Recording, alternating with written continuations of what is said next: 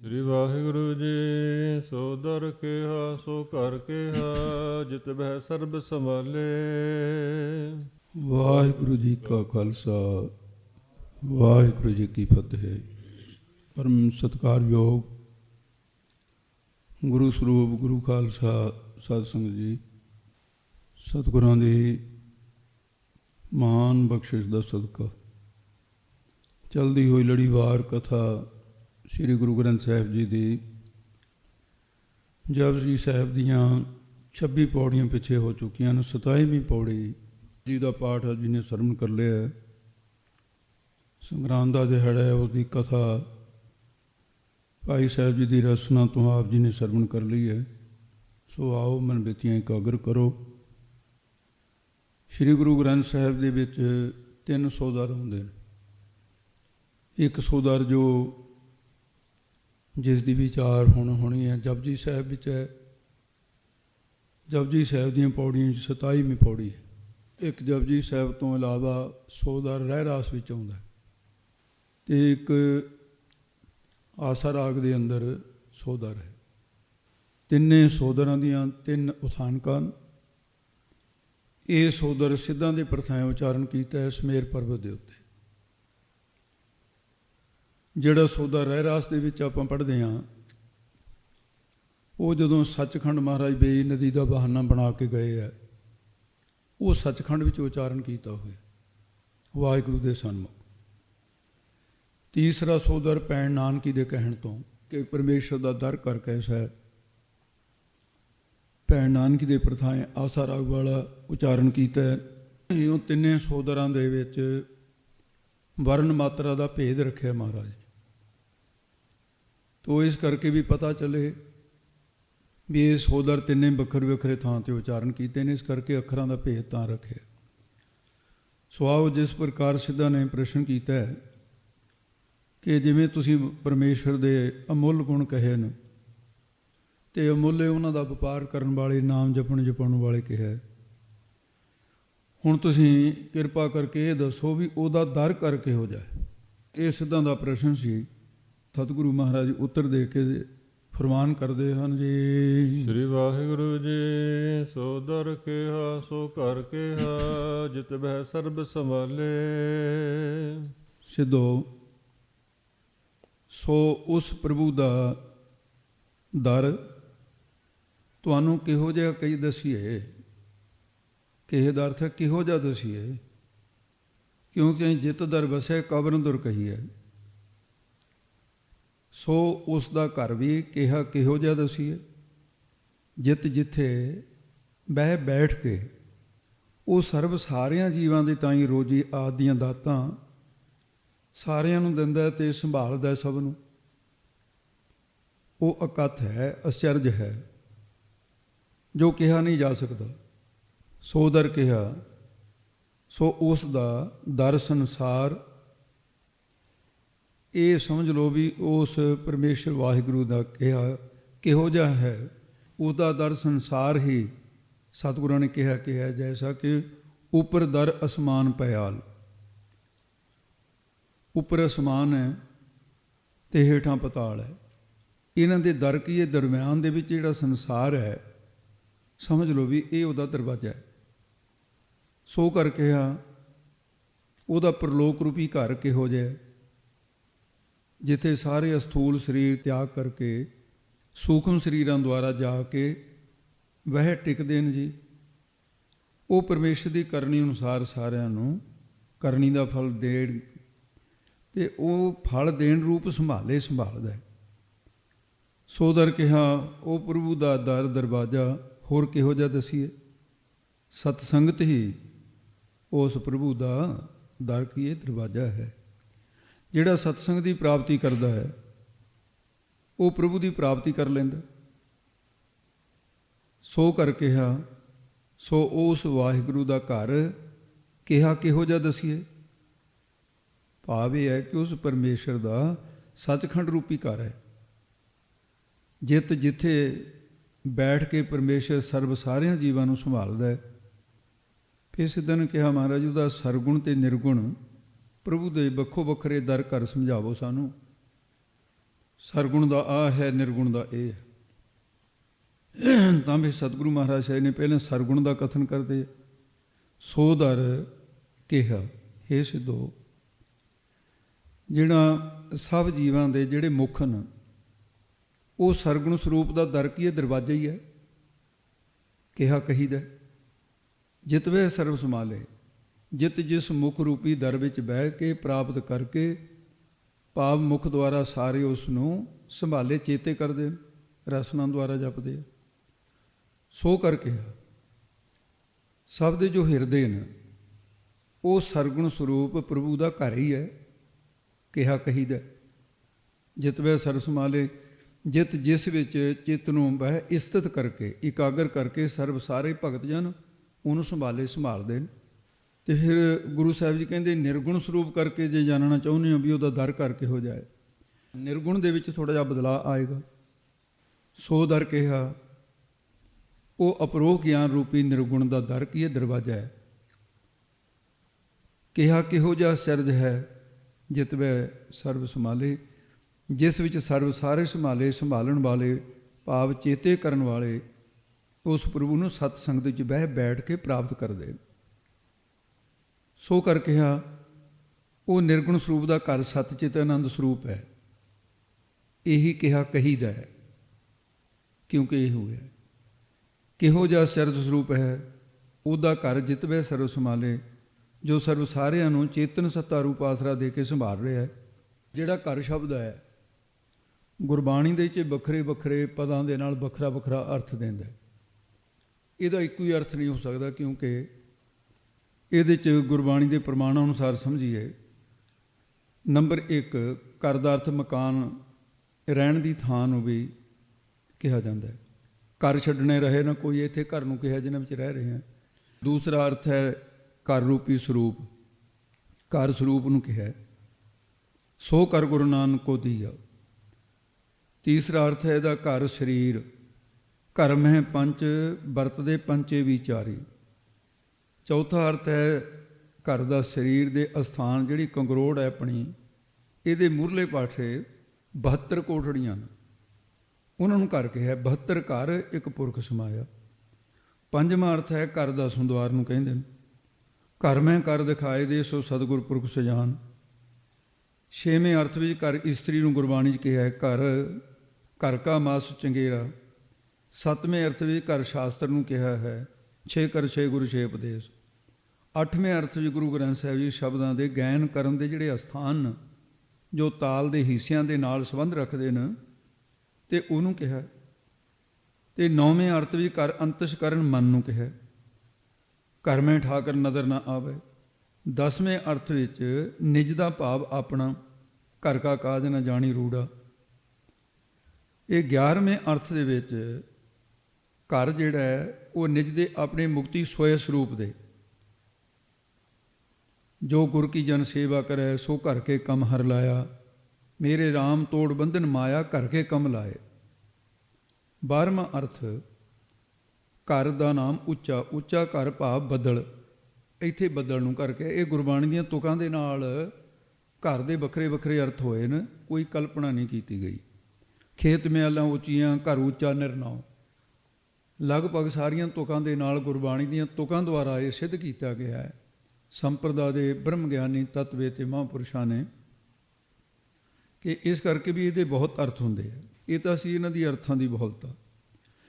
ਸਿੱਧਾ ਨੇ ਪ੍ਰਸ਼ਨ ਕੀਤਾ ਕਿ ਜਿਸ ਪਾਤਸ਼ਾਹ ਦੇ, ਤੇ ਜਿਵੇਂ ਅਸੀਂ ਦੇਖਦੇ ਹਾਂ ਰਾਜੇ ਮਹਾਰਾਜੇ ਨੇ ਦਰਾਂ ਦੇ ਉੱਤੇ ਬਾਜੇ ਵਜਾਉਣ ਵਾਲੇ, ਤੂਤੀਆਂ ਵਜਾਉਣ ਵਾਲੇ, ਉਹਦਾ ਜਸ ਕਰਨ ਵਾਲੇ, ਤੇ ਇਸ ਤਰ੍ਹਾਂ ਦੇ ਰਾਜਿਆਂ ਮਹਾਰਾਜਿਆਂ ਦੇ ਰੱਖੇ ਹੋਏ ਨੇ ਲੋਕ ਬਜੰਤਰੀ, ਕਿ ਵਾਹਿਗੁਰੂ ਪਰਮੇਸ਼ਰ ਦੇ ਦਰ ਦੇ ਉੱਤੇ ਵੀ ਇਸ ਤਰ੍ਹਾਂ ਬਾਜੇ ਵਜਾਉਣ ਵਾਲੇ ਹੈ ਕੋਈ? ਮਹਾਰਾਜ ਕਹਿੰਦੇ ਹਾਂ। ਅੱਗੇ ਉੱਤਰ ਵਿੱਚ ਫਰਮਾਇਆ ਹੈ, ਵਾਜੇ ਨਾਦ ਅਨੇਕ ਅਸੰਖਾ ਕੇਤੇ ਬਾਵਨ ਹਾਰੇ। ਤੇ ਵਿਸਰਾਮ ਥੋੜ੍ਹੇ ਜਿਹੇ ਇਸ ਪੌੜੀ 'ਚ ਭਾਈ ਔਖੇ ਨੇ, ਦੁਬਾਰੇ ਇਸ ਕਰਕੇ ਨਿਖਾਰਦੇ ਹੈ, ਪੂਰਾ ਚੇਤਾ ਰੱਖੋ, ਪੋਥੀ 'ਚ ਧਿਆਨ ਰੱਖੋ, ਵਿਸਰਾਮ ਕਿੱਥੇ ਲੱਗਿਆ। ਬਾਜੇ ਨਾਦ ਅਨੇਕ ਅਸੰਖਾ, ਤੇ ਇਹ ਨਾ ਹੋਵੇ ਵੀ ਬਾਜੇ ਨਾਦ ਅਨੇਕ ਅਸੰਖਾ ਕੀਤੇ ਬਾਵਨ ਹਾਰੇ, ਇਹ ਪਾਠ ਬਣ ਜਾਏ ਸੰਪਰਦਾਇ ਪਾਠ ਜਿਹੜਾ ਹੈ ਵਿਸਰਾਮ ਇੱਥੇ ਹੈ, ਬਾਜੇ ਨਾਦ ਅਨੇਕ ਅਸੰਖਾ, ਇੱਥੇ ਵਿਸਰਾਮ ਦੇਣਾ।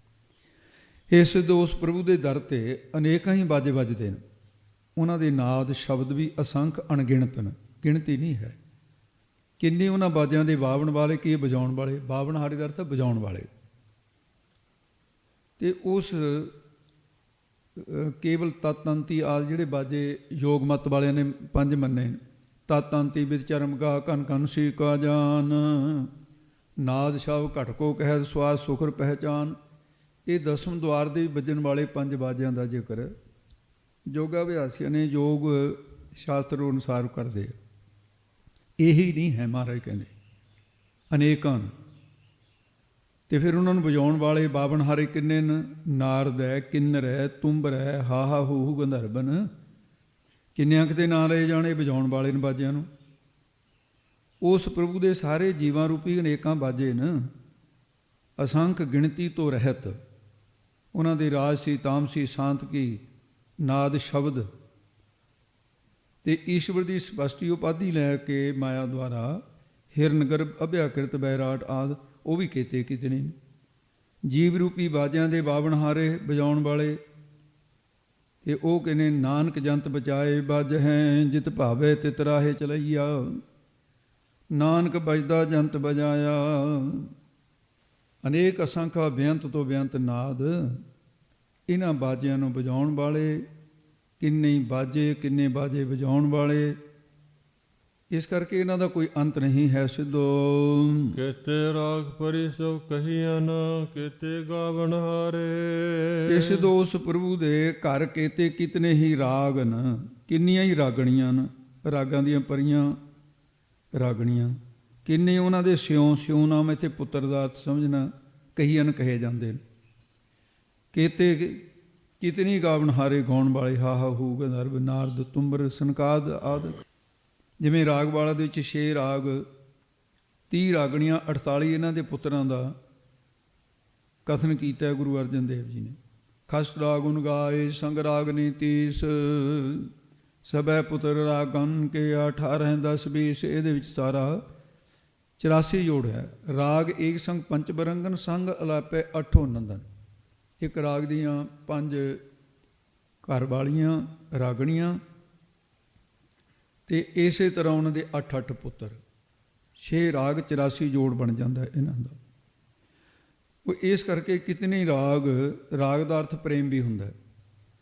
ਕਿੰਨੇ ਪ੍ਰੇਮਨ, ਕਿੰਨੇ ਹੀ ਪਰੀ ਰਾਗਣੀਆਂ ਦੀ ਨਿਆਈ, ਕਰਨਾ, ਮੁਦਤਾ, ਮੈਤਰੀ ਆਦਿ ਕਿੰਨੇ। ਸਿਉਂ ਸਾਥ ਪੁੱਤਰਾਂ ਦੀ ਨਿਆਈ, ਜਾਂ ਸਿਉਂ ਸਮੇਤ ਸਤ ਸੰਤੋਖ, ਦਇਆ, ਧਰਮ, ਵਿਚਾਰ, ਇਹ ਸੁਭਣ ਕਹੀਨ ਕਹੇ ਜਾਂਦੇ ਨੇ।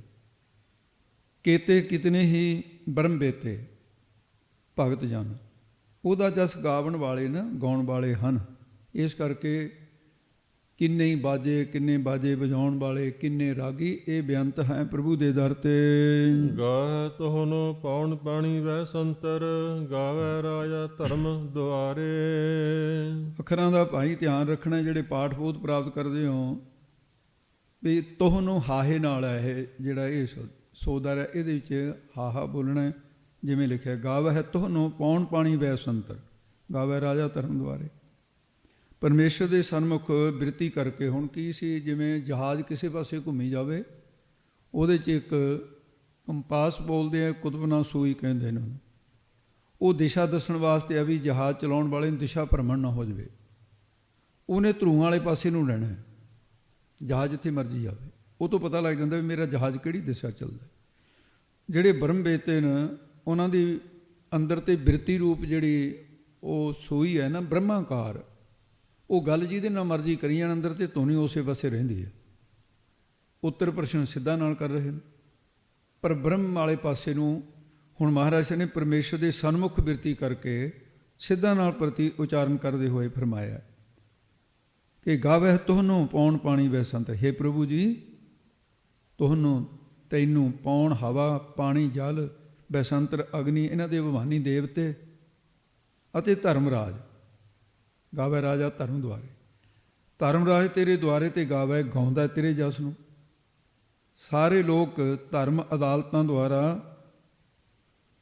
ਤੇਰੇ ਜਸ ਨੂੰ ਗਾਵੇ ਕੀ ਗਾਉਂਦੇ ਨੇ।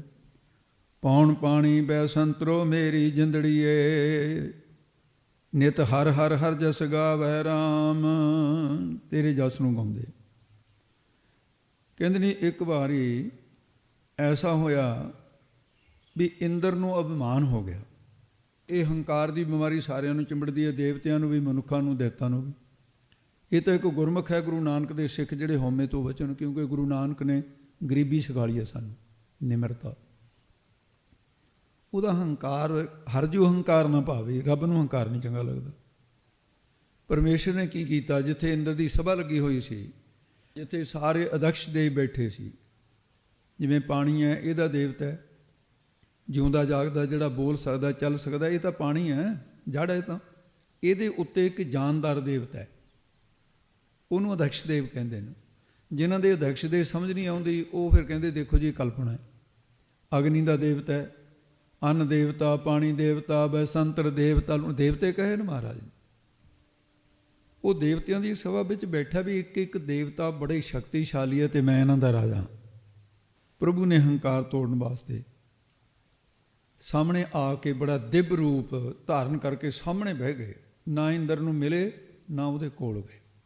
ਇੰਦਰ ਨੇ ਦੇਖਿਆ ਵੀ ਇਹ ਕੌਣ ਹੈ, ਇਹਦਾ ਤਾਂ ਤੇਜ ਪ੍ਰਤਾਪ ਨਹੀਂ ਝੱਲ ਹੁੰਦਾ। ਇੰਦਰ ਨੂੰ ਘਬਰਾਹਟ ਹੋਈ, ਕਹਿੰਦਾ ਵੀ ਇਹਨੂੰ ਉਠਾ ਦਿਓ ਮੇਰੇ ਸਾਹਮਣੇ ਤੋਂ, ਮੈਨੂੰ ਚੰਗਾ ਨਹੀਂ ਲੱਗ ਰਿਹਾ। ਚੰਗਾ ਇਹ ਕਹਿੰਦੇ ਘਬਰਾ ਲੱਗਦਾ ਸੀ ਉਹਨੂੰ ਦੇਖ ਕੇ। ਮਹਾਰਾਜ ਨੇ ਹਾਜ਼ਰ ਰੂਪ ਧਾਰਨ ਕਰ ਲਿਆ, ਅਤੇ ਉਹਦੇ ਵਿੱਚ ਫਿਰ ਪਵਨ ਦੇਵਤਾ ਆਇਆ, ਪੌਣ ਦੇਵਤਾ, ਪਾਣੀ ਦੇਵਤਾ, ਅਗਨ ਦੇਵਤਾ, ਵਾਰੀ ਵਾਰੀ ਆਏ।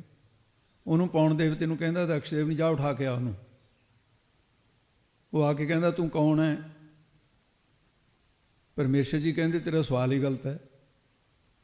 ਪੰਜਾਂ ਤੱਤਾਂ ਦੀ ਤੇਰੀ ਦੀ ਹੈ, ਪੰਜਾਂ ਦੀ ਮੇਰੀ ਬਣੀ ਹੋਈ ਹੈ। ਚੇਤਨ ਸੱਤਾ ਤੇਰੇ ਅੰਦਰ ਵੀ ਬ੍ਰਹਮ ਦੀ ਹੈ, ਮੇਰੇ ਅੰਦਰ ਵੀ ਹੈ। ਤੂੰ ਦੱਸ ਕੌਣ ਹੈ? ਕਹਿੰਦਾ ਮੈਂ ਪਵਨ ਦੇਵਤਾ ਹੈ। ਕਹਿੰਦਾ ਕਿੰਨੀ ਕੁ ਤਾਕਤ ਹੈ ਤੇਰੇ 'ਚ? ਕਹਿੰਦਾ ਮੇਰੀ ਤਾਕਤ ਹੀ ਜਿਹਾ ਖੰਡਾਂ ਬ੍ਰਹਮੰਡਾਂ ਨੂੰ ਸਾਰਿਆਂ ਨੂੰ ਤਬਾਹ ਕਰ ਸਕਦਾ, ਮੈਂ ਉਡਾ ਦੂੰ ਸਾਰਿਆਂ ਨੂੰ। ਭਗਵਾਨ ਜੀ ਨੇ ਇੱਕ ਇੰਨਾ ਕੁ ਤੀਲਾ ਸੀ ਐਂ ਰੱਖਤਾ, ਕਹਿੰਦੇ ਆਹ ਤੀਲਾ ਉਡਾ ਕੇ ਦਿਖਾ, ਤੇਰੀ ਤਾਕਤ ਦੇਖਣੀ ਹੈ ਮੈਂ।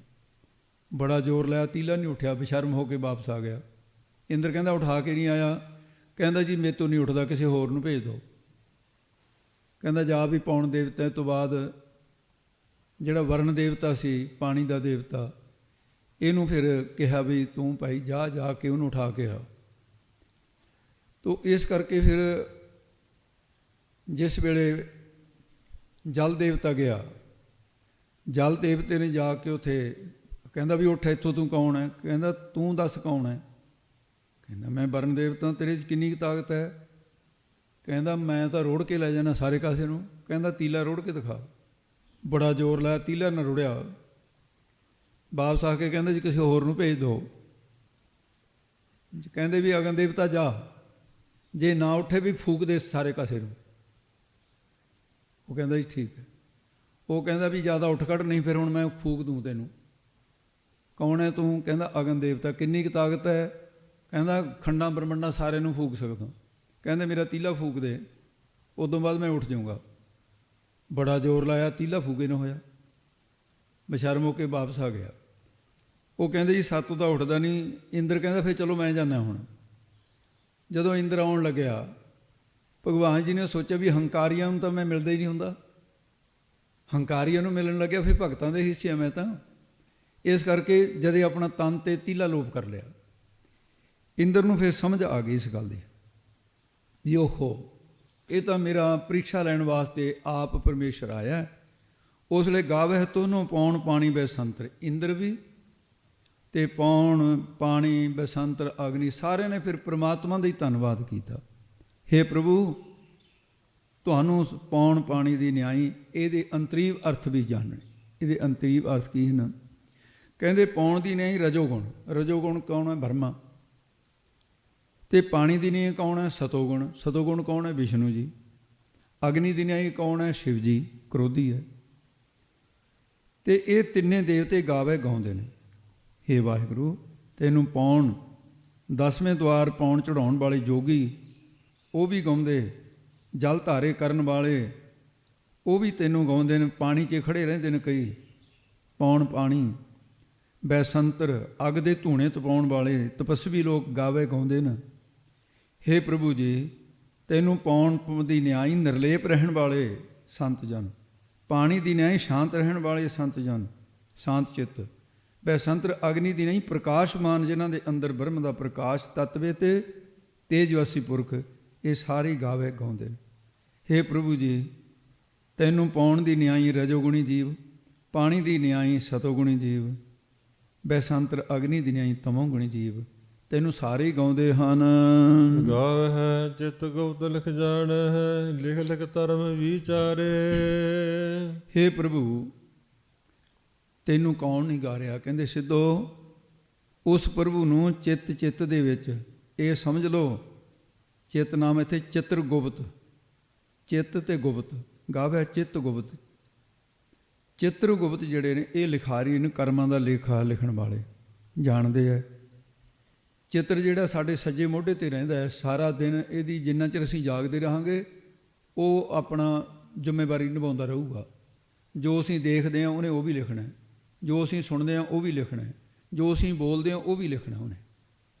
ਇਹ ਸਭ ਕੁਝ ਉਹਨੇ ਉਹ ਕਰਮ ਲਿਖੀ ਜਾਣਾ ਜਿਹੜੇ ਹੰਗਤਾ ਸਹਿਤ ਕਰਮ ਕਰਦੇ। ਅਤੇ ਜਦੋਂ ਦਿਨ ਛਿਪ ਜਾਂਦਾ ਫਿਰ ਗੁਪਤ ਉਹਦੀ ਵਾਰੀ ਆ ਜਾਂਦੀ, ਉਹ ਖੱਬੇ ਮੋਢੇ 'ਤੇ ਇਹ ਗ੍ਰੰਥਾਂ 'ਚ ਲਿਖਿਆ। ਅਤੇ ਜੇ ਇਹ ਹੁੰਦੇ ਨਾ ਤਾਂ ਗੁਰਬਾਣੀ 'ਚ ਆਉਂਦੇ ਨੇ, ਚਿੱਤਰ ਗੁਪਤ ਜਬ ਲੇਖਾ ਮੰਗਿਆ ਤਬ ਕੌਣ ਪੜਦਾ ਤੇਰਾ ਟੱਕ ਹੈ। ਉਹ ਰਾਤ ਦੇ ਜਿੰਨੇ ਕੁਕਰਮ ਨੂੰ ਉਹ ਲਿਖਦਾ, ਵੀ ਚੋਰੀ ਕੀਤੀ, ਯਾਰੀ ਕੀਤੀ, ਜੂਆ ਖੇਡਿਆ, ਕਹਿਣਾ ਕੁਛ ਨਹੀਂ ਵੀ ਕਰੀ ਚੱਲ ਤੂੰ, ਉਹ ਲੇਖਾ ਲਿਖੀ ਜਾਣਾ।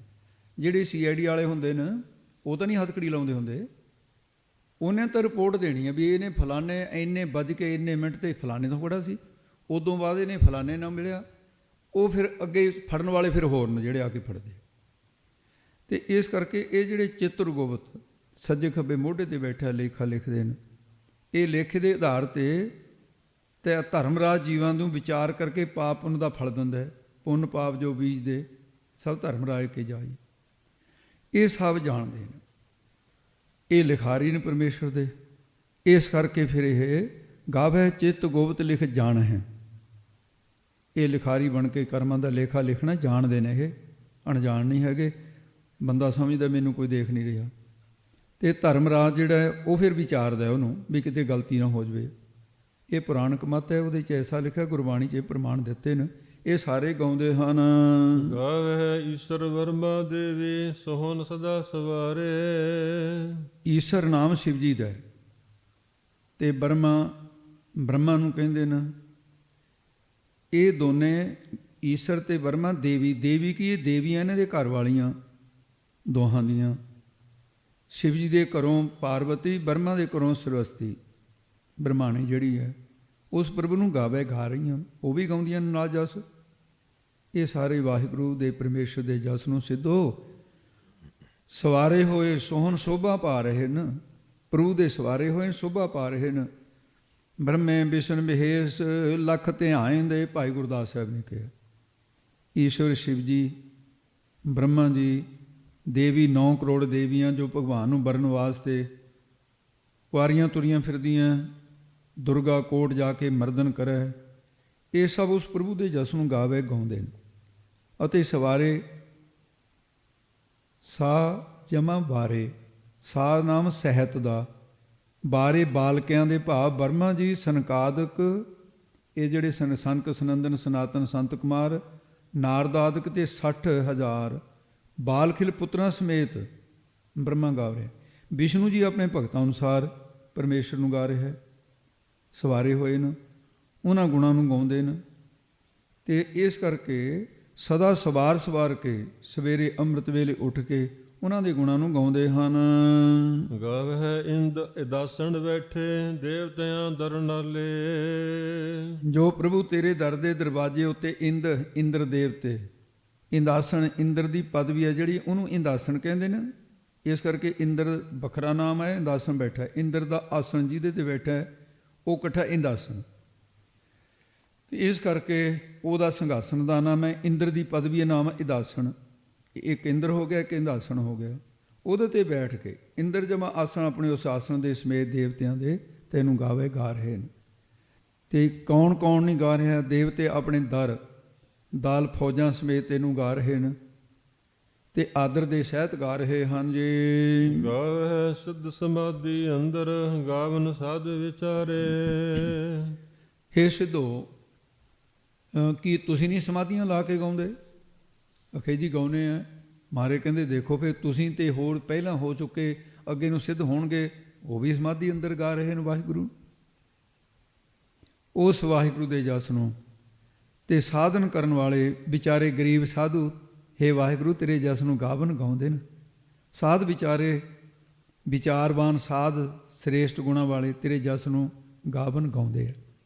ਵਿਚਾਰੇ ਬੇਜਮਾ ਚਾਰੇ, ਬੇਵਿਸ਼ੇਸ਼ ਕਰਕੇ ਚਾਰੇ ਸਾਧਨ ਜਿਹੜੇ ਵੈਰਾਗ, ਵਿਵੇਕ, ਖਟ ਸੰਪਤੀ, ਮੋਖ, ਇੱਛਾ, ਇਹਨਾਂ ਦੇ ਸਮੇਤ ਹੋ ਕਰਕੇ ਸਾਧੂ ਜਨ ਉਹ ਵੀ ਤੇਰੇ ਜਸ ਨੂੰ ਗਾਵੇ ਕੀਏ ਗਾ ਰਹੇ ਹਨ। ਗਾਵਨ ਜਤੀ ਸਤੀ ਸੰਤੋਖੀ, ਗਾਵਹਿ ਵੀਰ ਕਰਾਰੇ। ਜਤ ਧਾਰਨ ਵਾਲੇ ਨੂੰ ਜਤੀ ਕਹਿੰਦੇ ਨੇ, ਸਤ ਧਾਰਨ ਵਾਲੇ ਨੂੰ ਸਤੀ ਕਹਿੰਦੇ ਨੇ। ਜਤ ਧਾਰਨ ਵਾਲੇ, ਸਤ ਧਾਰਨ ਕਰਨ ਵਾਲੇ, ਸਤੀਆਂ, ਧਰਮ ਕਮਾਉਣ ਵਾਲੀਆਂ ਇਸਤਰੀਆਂ, ਸੰਤੋਖੀ, ਸੰਤੋਖ ਧਾਰੀ, ਵੀਰ ਕਰਾਰੇ, ਹਠੀਲੇ ਸੂਰਵੀਰ ਜਾਂ ਬਮੰਜਾ ਵੀਰ ਹਠੀਲੇ ਨੇ। ਇਹ ਸਾਰੇ ਉਸ ਪ੍ਰਭੂ ਦੇ ਜਸ ਨੂੰ ਗਾਵਹਿ ਕੀ ਗਾਉਂਦੇ ਨੇ। ਜਤੀ ਜਿਨ੍ਹਾਂ ਨੇ ਇੰਦਰੀਆਂ ਨੂੰ ਜਿੱਤ ਕੇ ਜਤ ਧਾਰਿਆ।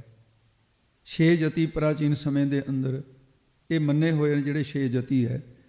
ਤੋ ਇਸ ਕਰਕੇ ਉਹਨਾਂ ਦਾ ਨਾਮ ਹੈ ਗੋਰਖਨਾਥ, ਹਨੂਮਾਨ, ਭੈਰੋਂ, ਭੀਸ਼ਮ ਪਿਤਾਮਾ, ਦੱਤਾਤਰੇ ਤੇ ਲਛਮਣ। ਮਰਦਾਨੇ ਨੇ ਪੁੱਛਿਆ ਮਹਾਰਾਜ, ਇੱਕ ਵਾਰੀ ਪੁੱਛਿਆ ਸੀ ਮਰਦਾਨੇ ਨੇ, ਤੁਸੀਂ ਕਹਿੰਦੇ ਹੋ ਜੀ ਜਤੀ 6 ਹੀ ਹੋਏ ਹੈ। ਮੈਂ ਦੇਖਦਾ ਇਹ ਜਿਹਦਾ ਬਹੁਤ ਮਹਾਤਮਾ ਨੇ, ਬੜੇ ਰਿਸ਼ੀ ਮੁਨੀ ਨੇ ਜਿਨ੍ਹਾਂ ਨੇ ਵਿਆਹ ਨਹੀਂ ਕਰਾਇਆ, ਇਸਤਰੀ ਦੀ ਸ਼ਕਲ ਤੱਕ ਨਹੀਂ ਦੇਖੀ, ਤੇ ਤੁਸੀਂ 6 ਹੀ ਕਹਿੰਦੇ ਹੋ।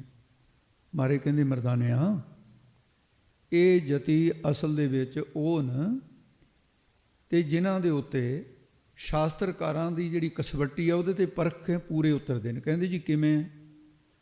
ਉਹ ਕਹਿੰਦੇ ਵੀ ਜਿਹੜਾ ਸ਼ਾਦੀ ਨਾ ਕਰਾਉਣੀ ਜਾਂ ਫਿਰ ਪਰਾਏ ਸਰੀਰ ਦਾ ਸੰਗ ਨਾ ਕਰਨਾ, ਇਹ ਇਕੱਲਾ ਇਹੀ ਨਹੀਂ ਜਤੀ ਹੈ। ਕਹਿੰਦੇ ਤਾਂ 8 ਪ੍ਰਕਾਰ ਦਾ ਹੈ। ਸਰਵਣ ਸਿਮਰਨ ਕੀਰਤਨ, ਚਿਤਵਤ ਬਾਤ ਇਕੰਤ, ਦ੍ਰਿੜ ਸੰਕਲਪ ਪ੍ਰਯਤਨ ਜਾਂ ਪ੍ਰਾਪਤ ਅਸ਼ਟਕਾਂਤ। ਇਹ 8 ਪ੍ਰਕਾਰ ਦਾ ਵਿਸ਼ਾ ਹੈ ਵੀ ਚੇਤਵਣੀ ਦੇ ਵਿੱਚ ਵੀ ਉਹਦੇ ਵਿਕਾਰ ਨਾ ਆਇਆ ਹੋਵੇ ਭਰਾਈ ਇਸਤਰੀ ਦਾ, ਤੇ ਅੱਖਾਂ ਨਾਲ ਦੇਖ ਕੇ ਮਨ ਬੇਈਮਾਨ ਨਾ ਹੋਇਆ ਹੋਵੇ। ਤੋ ਇਸ ਕਰਕੇ 8 ਪ੍ਰਕਾਰ, ਇਹ ਜਿਹੜੇ 6 ਪ੍ਰਕਾਰ ਨੇ ਕਹਿੰਦੇ ਉਹ ਨੇ ਜਿਨ੍ਹਾਂ ਦੀ ਚਿਤਵਣੀ ਦੇ ਵਿੱਚ ਵੀ ਵਿਕਾਰ ਨਹੀਂ ਆਇਆ ਹੈ। ਇਸ ਕਰਕੇ ਤਾਂ 6 ਜਤੀ ਕਿਹਾ ਹੈ। ਪਰ ਨਾਲ ਇਹ ਵੀ ਕਹੇ 6 ਜਤੀ ਮਾਇਆ ਕੇ ਬੰਦਾ, ਗੁਰਮਤਿ ਤਾਂ ਬੜੀ ਸ੍ਰੇਸ਼ਟ ਹੈ। ਤੇ ਇਧਰ ਮਹਾਰਾਜ ਕਹੇ ਏਕਾ ਨਾਰੀ ਜਤੀ ਹੋਏ, ਪਰ ਨਾਰੀ ਧੀ ਭੈਣ ਬਖਾਣ।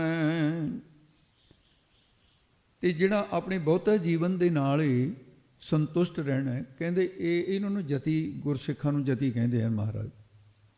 ਜਿੰਨੀਆਂ ਵੀ ਸੰਸਾਰ ਦੀਆਂ ਔਰਤਾਂ 3 ਹਿੱਸੇ ਵਿੱਚ ਦੇਖ ਪਰਾਈਆਂ ਚੰਗੀਆਂ ਮਾਵਾਂ, ਭੈਣਾਂ, ਧੀਆਂ ਜਾਣੇ, ਜਾਂ ਫਿਰ ਇਹਨਾਂ ਨੂੰ ਜਿਵੇਂ ਭਾਈ ਗੁਰਦਾਸ ਸਾਹਿਬ ਨੇ ਇੱਕ ਜਗ੍ਹਾ ਹੋਰ ਵੀ ਕਿਹਾ ਹੈ, ਤੇ ਉਹ ਕਹਿੰਦੇ ਨੇ ਵੀ ਦੀਰਘ ਸਮਾਨ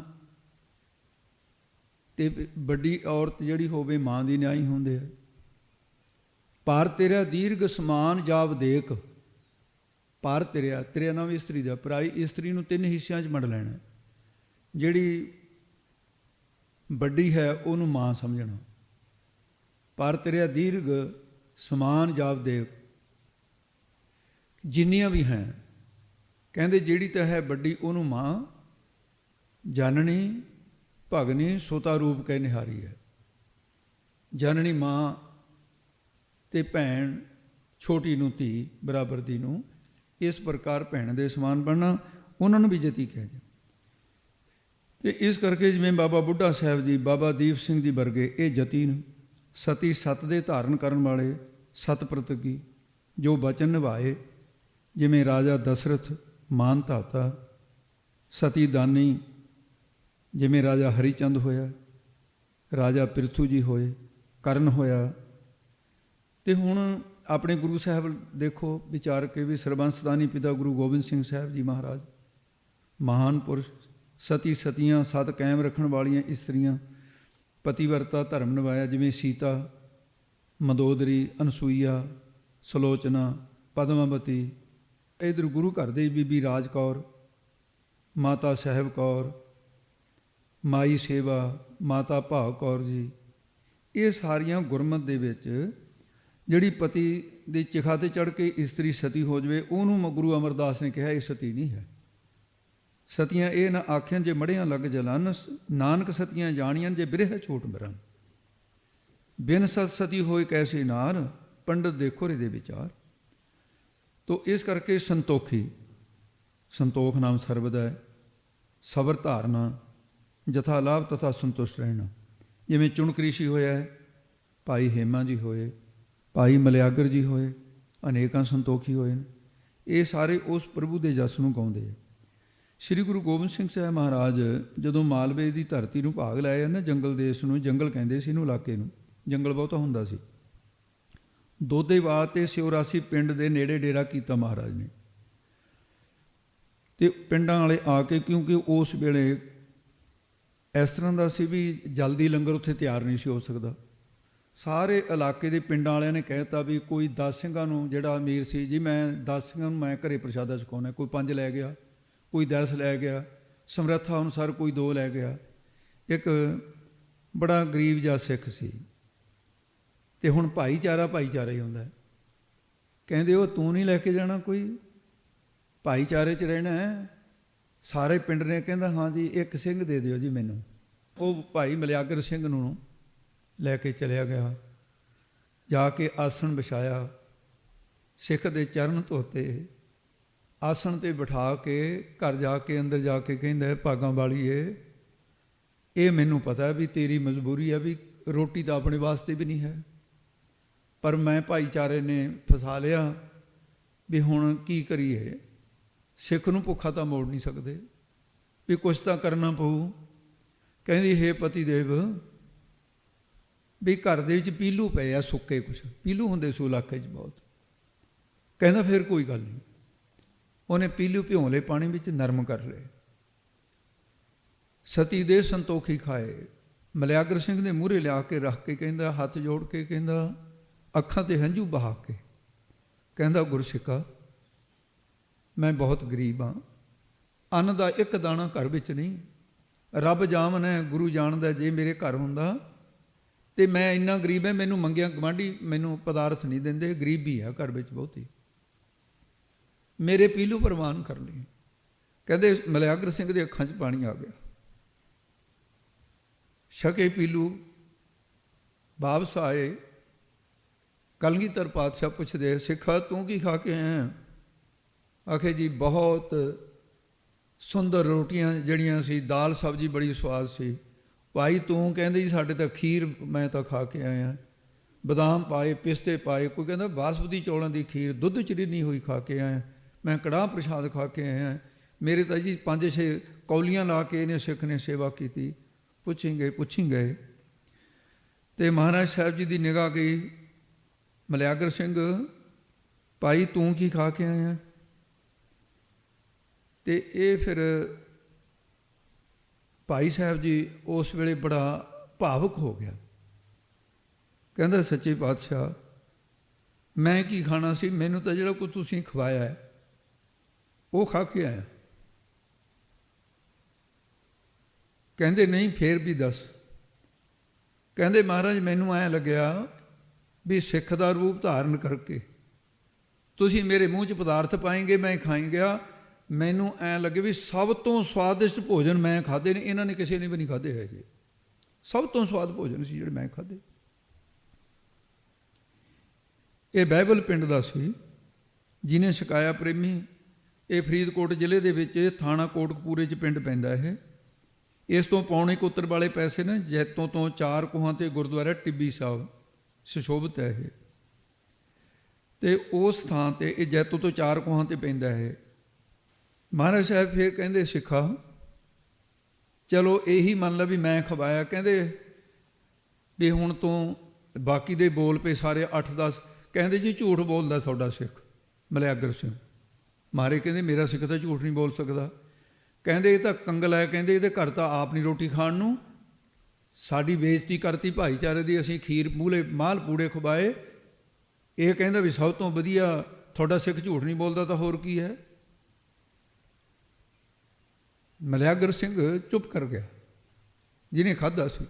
ਕਹਿੰਦਾ ਸੱਚੇ ਪਾਤਸ਼ਾਹ ਮੈਂ ਨਹੀਂ ਝੂਠ ਬੋਲਦਾ, ਜ਼ਿੰਦਗੀ 'ਚ ਪਹਿਲੀ ਵਾਰ ਇਹ ਜਿਹੇ ਪਦਾਰਥ ਖਾਧੇ ਆ। ਜਿਵੇਂ ਭਾਈ ਲਾਲੋ ਦੇ ਕਾਰਨ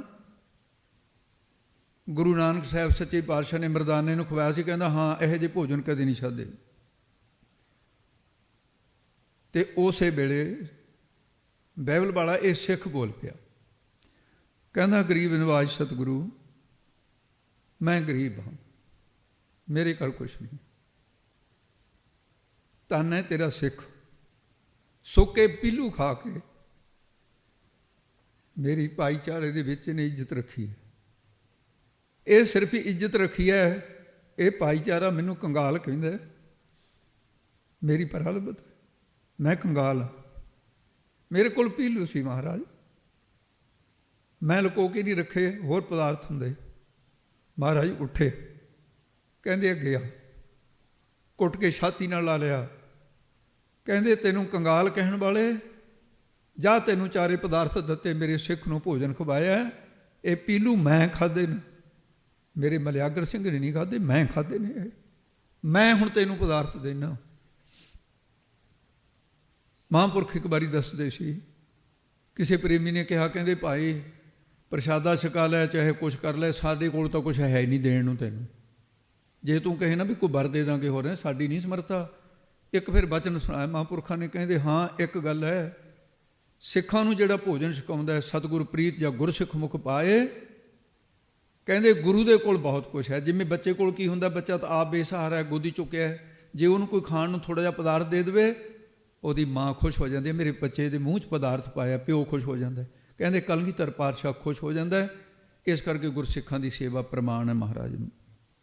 ਇਸ ਕਰਕੇ ਸੰਤੋਖੀ, ਹੇ ਪਰਮੇਸ਼ਰ ਤੈਨੂੰ ਇਹੋ ਜਿਹੇ ਮਲਿਆਗਰ ਸਿੰਘ ਵਰਗੇ ਸੰਤੋਖੀ ਗੁਰੂ ਘਰ ਵਿੱਚ ਹੋਏ ਭਾਈ, ਇਕੱਲੇ ਚਾਣਕਿ ਰਿਸ਼ੀ ਵਰਗੇ ਨਹੀਂ ਹੋਏ ਜੇ, ਤੋ ਐਸੇ ਸੰਤੋਖੀ ਉਹ ਵੀ ਗਾਉਂਦੇ ਨੇ। ਵੀਰ ਕਰਾਰੇ 52 ਵੀਰ, ਹਨੂਮਾਨ, ਨਾਰ ਸਿੰਘ, ਲੰਕੜੀਆ, ਇਹ ਸਖਤ ਸੁਭਾਅ ਰੱਖਣ ਵਾਲੇ, ਇਹ ਵੀ ਸਾਰੇ ਤੈਨੂੰ ਗਾਉਂਦੇ ਨੇ। ਅਨੇਕਾਂ ਵੀਰ ਸੂਰਮੇ ਜਿਨ੍ਹਾਂ ਨੇ ਕਰਾਰੇ ਕਰ ਆਰੇ, ਕਰ ਨਾਮ ਹੱਥਾਂ ਦਾ, ਆਰੇ ਆਰਿਆਂ ਵਰਗੇ ਹੱਥ ਜਿਹਨੇ ਇੱਕ ਚਪੇੜ ਮਾਰ ਕੇ ਨਾ ਪ੍ਰਾਣ ਕੱਢ ਦੇਣ, ਉਹ ਵੀ ਤੈਨੂੰ ਗਾਉਂਦੇ ਨੇ। ਖੜਕ ਸਿੰਘ ਵਰਗੇ ਸੂਰਮੇ ਗਾਉਂਦੇ ਨੇ। ਅਨੇਕਾਂ ਵੀਰ ਸੂਰਮੇ ਮਾਤੇ ਦੇ ਉਦਰ ਵਿੱਚ ਕੀਤੇ ਕਰਾਰੇ ਕਰਾਰ ਵਾਅਦਾ, ਉਹਦੇ ਅਨੁਸਾਰ ਪੂਜ ਜਾਸ ਗਾਵੇ ਕਿ ਰੱਬ ਨਾਲ ਇਕਰਾਰ ਕੀਤਾ ਸੀ, ਹੁਣ ਅਸੀਂ ਵਾਅਦਾ ਖਿਲਾਫੀ ਨਹੀਂ ਕਰਨੀ, ਇਕਰਾਰ 'ਤੇ ਪੂਰਾ ਉਤਰਨਾ ਹੈ। ਜਿਹੜਾ ਇਕਰਾਰ 'ਤੇ ਪੂਰਾ ਨਾ ਕਹਿੰਦੇ ਬੇਈਮਾਨ ਹੈ। ਮਾਤਾ ਦੇ ਉਦਰ ਵਿੱਚ ਇਕਰਾਰ ਕੀਤਾ ਸੀ, ਇਹ ਕੈਦ ਤੋਂ ਸਾਨੂੰ ਬਾਹਰ ਕੱਢ, ਤੇਰਾ ਸਿਮਰਨ ਕਰਾਂਗੇ, ਉਹ ਇਕਰਾਰ ਅਨੁਸਾਰ ਪ੍ਰਭੂ ਦਾ ਜਸ ਗਾਉਣ ਵਾਲੇ ਕੌਣ? ਗੁਰਮੁਖ ਕਰਾਂ ਉਪਰ ਹਰ ਚੇਤਿਆ, ਸੇ ਪਾਇਨ ਮੋਖ ਦੁਆਰ। ਉਸ ਇਕਰਾਰ ਦੇ ਅਨੁਸਾਰ ਜਿਹੜੇ ਪਰਮੇਸ਼ਰ ਦਾ ਜਸ ਕਰਦੇ ਨੇ, ਉਹ ਮੁਕਤੀ ਦਾ ਦੁਆਰ ਕਿਹੜਾ? ਗਿਆਨ, ਉਹ ਪ੍ਰਾਪਤ ਕਰ ਲੈਂਦੇ ਹਨ ਜੀ। ਗਾਵਨ ਪੰਡਤ ਪੜਨ ਰਖੀਸਰ, ਜੁਗ ਜੁਗ ਵੇਦਾਂ ਨਾਲੇ। ਤੇ ਮਹਾਰਾਜ ਸਾਹਿਬ ਕਹਿੰਦੇ ਵੱਡੇ ਵੱਡੇ ਪੰਡਤ ਵਿਦਵਾਨ, ਪੰਡਾ ਨਾਮ ਬੁੱਧੀ ਦਾ ਹੈ, ਕਿਉਂਕਿ ਪੰਡਤ ਤਤਾ ਇੱਕ ਲੱਗੇ ਨਾ, ਪੰਡਾ ਨਾਮ ਤਾਂ ਬੁੱਧੀ ਦਾ, ਤਤ ਸਿਧਾਂਤ ਨੂੰ ਸਮਝਣ ਵਾਲੀ ਜਿਹੜੀ ਪੰਡਾ ਕੀ ਹੈ? ਬੁੱਧੀ ਹੈ। ਜਿਹੜੀ ਬੁੱਧੀ ਤਤ ਸਿਧਾਂਤ ਨੂੰ ਸਮਝ ਲਵੇ, ਉਸ ਨੂੰ ਕਹਿੰਦੇ ਪੰਡਤ, ਵਿਦਵਾਨ ਦਾ ਨਾਂ ਹੈ। ਇਸ ਕਰਕੇ ਤੇ ਗਾਉਣੀ ਇਹਦੇ ਵਿੱਚ ਅਰਥ ਵੀ ਕਰ ਲੈਂਦੇ ਗੁਣ ਲੈ ਕੇ, ਕਹਿੰਦੇ ਜਿਹਦੀ ਤਿਕਸ਼ਣ ਬੁੱਧੀ ਹੋਵੇ ਤੇ ਜਿਹਦੇ ਪੰਡਾਂ ਦੀਆਂ ਪੰਡਾਂ ਗਿਆਨ ਦੀਆਂ, ਹੁਣ ਐਂ ਵੀ ਹੋ ਗਿਆ ਨਹੀਂ, ਪ੍ਰੇਮ ਸਿੰਘ ਅਰਥ ਕਰਦਾ ਸੁਣਿਆ ਸੀ। ਤੇ ਇਸ ਪ੍ਰਕਾਰ ਦੇ ਉਹ ਵਿਦਵਾਨ ਤਤ ਸਿਧਾਂਤ ਨੂੰ ਸਮਝਣ ਵਾਲੇ, ਬਿਆਸ ਜੀ ਵਰਗੇ ਪੰਡਤ, ਜੈਮਨੀ ਵਰਗੇ ਪੰਡਤ, ਰਿਖੀ ਸੇ ਰਿਖੀਆਂ ਦੇ ਈਸ਼ਵਰ ਰਿਚਾਂ ਪੜ੍ਹਨ ਵਾਲੇ, ਗੌਤਮ ਵਰਗੇ ਸਭ ਗਾਉਂਦੇ ਨੇ। ਤੇ ਚਾਰੇ ਯੁੱਗ ਆਪੋ ਆਪਣੇ ਚਾਰੇ ਵੇਦਾਂ ਦੇ ਅਨੁਸਾਰ ਅਵਤਾਰਾਂ ਦੇ ਸਹਿਤ ਹੋ ਕੇ ਗਾਉਂਦੇ ਨੇ। ਕਿਉਂ? ਸਾਮ ਕਹਿ ਸ਼ੇਤੰਬਰ ਸੁਆਮੀ, ਸੱਚ ਮੇਂ ਆਛੈ ਸੱਚ ਰਹਿ। ਤੇ ਭਾਈ ਸਾਹਿਬ ਜੀ ਲਿਖਦੇ ਨੇ, ਰਿਗ ਨੀਲੰਬਰ ਜੁਜਰ ਪੀਤ, ਸ਼ੇਤੰਬਰ ਕਰ ਸ਼ਿਆਮ ਸੁਧਾਰਾ। ਤ੍ਰਿਓ ਜੋਗੀ ਤ੍ਰੈ ਧਰਮ ਉਚਾਰਾ, ਕਲਯੁਗ ਹੋਸੀ ਕਾਲਾ ਬਾਣਾ। ਸਤਯੁਗ ਦੇ ਵਿੱਚ ਸ਼ਾਮ ਵੇਦ ਦੇ ਹੰਸਾ ਅਵਤਾਰ ਸਹਿਤ ਹੋ ਕੇ ਪ੍ਰਭੂ ਦੇ ਜਸ ਨੂੰ ਗਾਉਣਾ ਕੀਤਾ ਹੈ। ਰਾਜ ਬ੍ਰਾਹਮਣਾਂ ਦਾ ਸੀ, ਬਾਣਾ ਚਿੱਟਾ ਸੀ। ਸਤਯੁਗ ਦਾ ਬਾਣਾ ਚਿੱਟਾ ਬਾਣਾ, ਸਤੋਮੀ ਬਾਣਾ। ਤ੍ਰੇਤਾ ਯੁਗ ਰਿਗ ਦੇ ਵੇਦ ਸੀ। ਤ੍ਰੇਤੇ ਯੁਗ ਦਾ ਰਾਮਚੰਦਰ ਜੀ ਅਵਤਾਰ ਹੋਏ। ਇਹ ਰਾਮਚੰਦਰ ਜੀ ਪਰਮੇਸ਼ਰ ਨੂੰ ਗਾਉਂਦਾ ਰਹੇ। ਰਾਜ ਖੱਤਰੀਆਂ ਦਾ ਸੀ। ਬਾਣਾ ਲਾਲ ਸੀ। ਦੁਆਪਰ ਯੁੱਗ ਦੇ ਜਜਰਵੇਦ ਕ੍ਰਿਸ਼ਨ ਭਗਵਾਨ ਅਵਤਾਰੀ ਪੁਰਸ਼ ਹੋਏ। ਰਾਜ ਵੈਸ਼ਾਂ ਦਾ ਤੇ ਬਾਣਾ ਪੀਲਾ। ਕਲਯੁਗ ਦੇ ਅਥਰਵਣ ਵੇਦ ਕਲਕੀ ਅਵਤਾਰ ਦੇ ਸਹਿਤ ਹੋਏਗਾ, ਗਾਵੇਗਾ ਉਹ ਵੀ। ਤੇ ਰਾਜ ਸ਼ੂਦਰਾਂ ਦਾ ਤੇ ਬਾਣਾ ਕਾਲਾ। ਇਸ ਤਰ੍ਹਾਂ ਇਹ ਚਾਰੇ ਵੇਦਾਂ ਦੇ ਚੌਂ ਯੁਗੀ ਅਵਤਾਰਾਂ ਯੁੱਗ ਸਮੇਤ ਮਰਿਆਦਾ ਦੇ ਸਹਿਤ ਮਹਾਤਮਾ ਨਾਲੇ ਸਹਿਤ ਹੋ ਕੇ ਪ੍ਰਭੂ ਦੇ ਜਸ ਨੂੰ ਗਾ ਰਹੇ। ਰਖੀਸਰ ਰਖੀ ਰਿਖੀ ਭਾਵ ਇੰਦਰੀਆਂ ਨੂੰ ਜਿਨ੍ਹਾਂ ਨੇ ਸਰ ਜਿੱਤ ਲਿਆ।